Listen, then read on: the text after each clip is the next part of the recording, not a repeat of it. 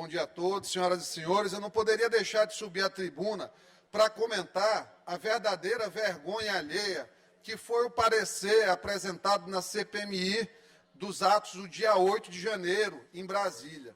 Principalmente por ter se tratado de uma colega maranhense que apresentou um relatório onde foi citada 835 vezes o nome Bolsonaro, 108 vezes a palavra bolsonarista e 32 vezes a palavra bolsonarismo.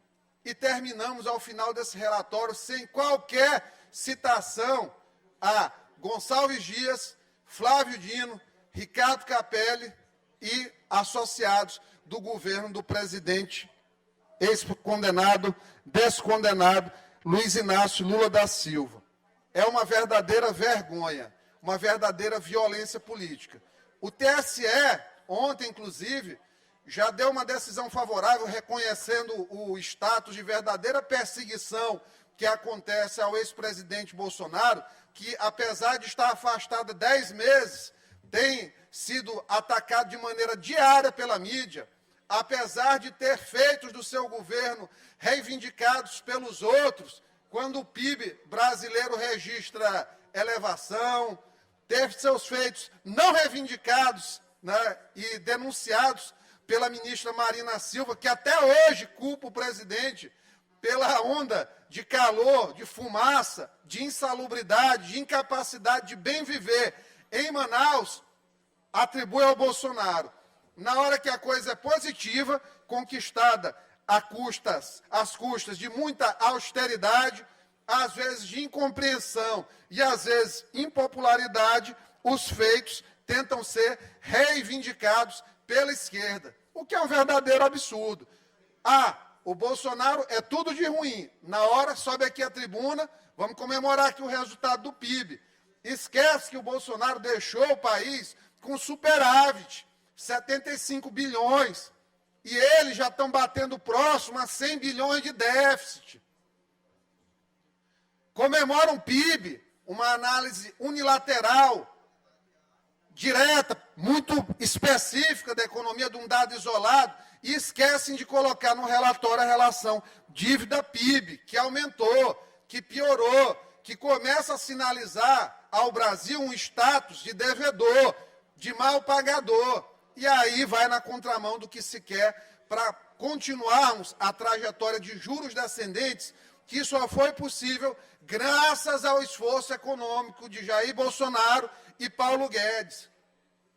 Ao Banco Central, que apanhou tanto nesses primeiros meses, que agora, depois que começa a tomar decisões pautadas em dados objetivos da economia, com responsabilidade, começa a esquerda a não ter mais o que falar.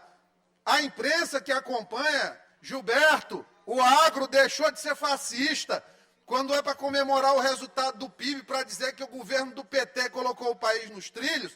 O agro, que responde por 26% do PIB, deixa de ser fascista quando interessa a esse pessoal. Então, parabéns, presidente Bolsonaro, parabéns, agronegócio, por ter ajudado a fazer um dado positivo para o país. Porque quanto mais eles tentam destruir o país, gastando de maneira desenfreada, mentindo, porque são mentirosos compulsivos, infelizmente, está aí, deputada Viviane, já caiu a parcela lá em Balsas, da diferença que o governo federal ficou de dar, não caiu.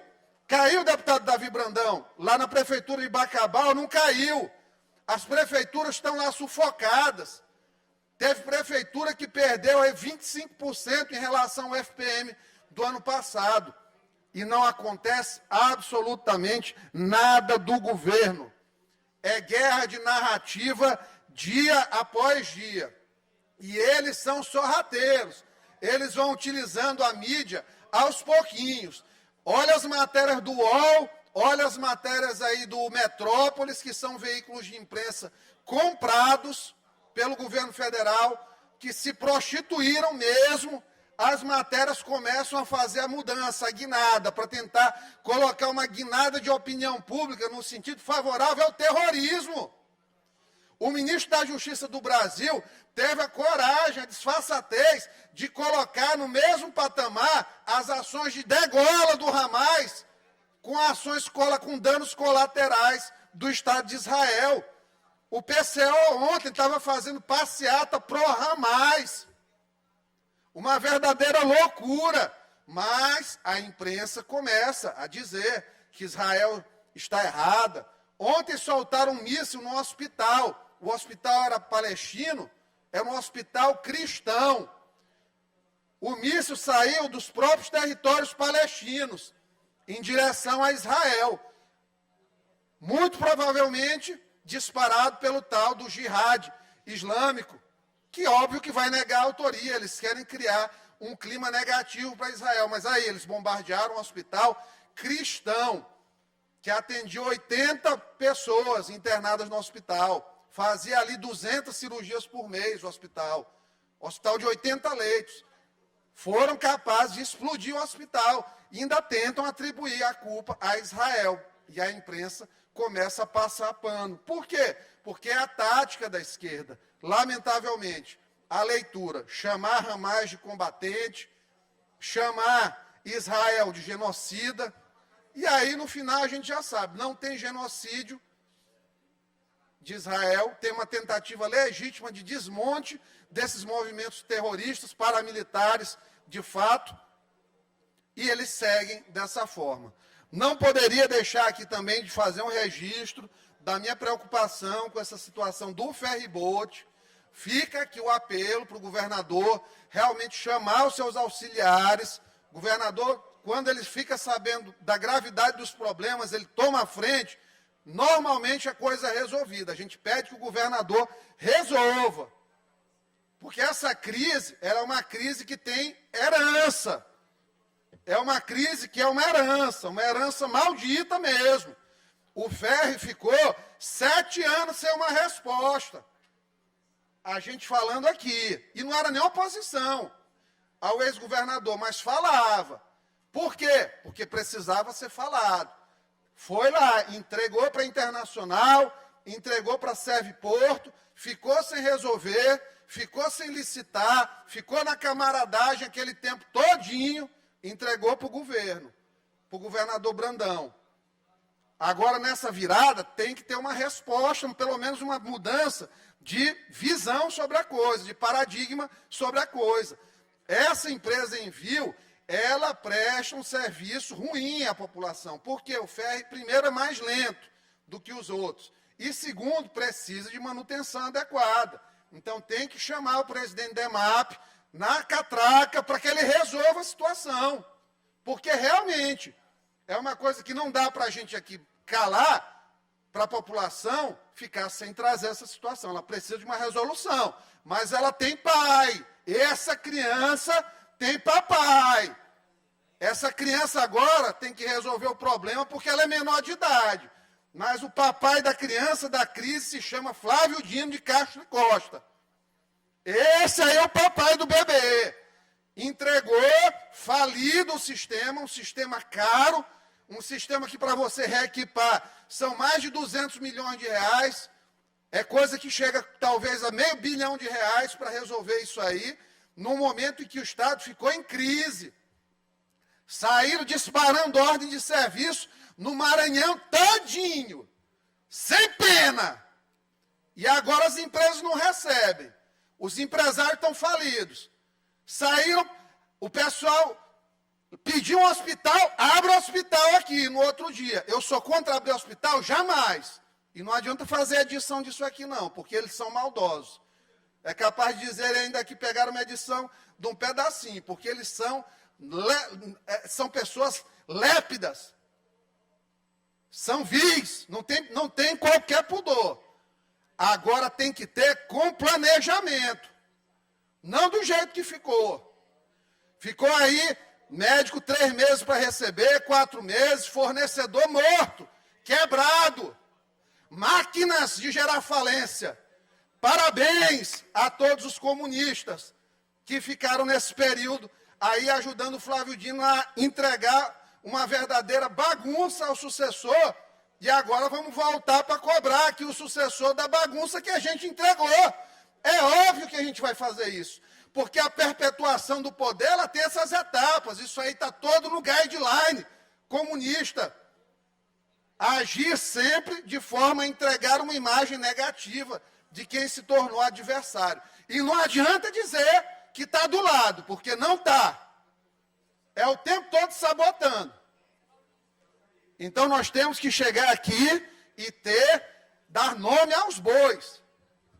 Paternidade dessa crise do ferro, Flávio Dino. Agora o governador Brandão tem que pegar e resolver. Tem que entregar e resolver. Infelizmente. Porque, infelizmente, está dessa forma. Chamar o presidente da EMAP para dar uma resposta definitiva. Eu tenho confiança no governador, que é um governador que resolve. Fizeram lá a comunicação, alguém aí da agência publicitária, colocaram aquele anúncio na semana passada, a única família que tinha era uma família homoafetiva no Maranhão. Por quê? Porque tem gente infiltrada na militância da comunicação. O governador soube, no outro dia estava resolvido, retirado, porque não é momento para militância. Campanha de vacinação não pode perder o foco da vacinação. Então, isso precisa ficar muito claro. Agora, aqui o comportamento é de subir e trazer a necessidade de resolver o problema. Aqui não tem passação de pano. Não tem a conduta. Quando eu sou governo, eu sou uma coisa. Quando eu sou oposição, ou quando eu ainda não me defini, eu ainda estou aí numa transbinariedade na política, não sei ainda se eu sou aliado ou se eu sou adversário, eu ainda estou ali me entendendo, eu vou só falar? Não, tem que dar nome aos bois. Os nomes aos bois foram dados, a solução precisa ser tomada, a comissão aqui de obras precisa chamar o presidente da EMAP, nós temos que cobrar mesmo, porque quando fala que tem um aluguel de aeronave de 7 milhões no helicóptero, é um recurso que a população se assusta. Obviamente, está o caos lá e o presidente da EMAP está voando de helicóptero caro, realmente não tem sentido. Nós não podemos deixar de falar nessas coisas. Então, confio no senhor, governador Brandão, chame o presidente da EMAP na catraca mesmo e cobre, de fato, uma resolução dessas empresas. Do jeito que está, não dá. Mas sempre com coerência e falando a verdade. Diferente aí de agentes que têm discurso seletivo na tribuna.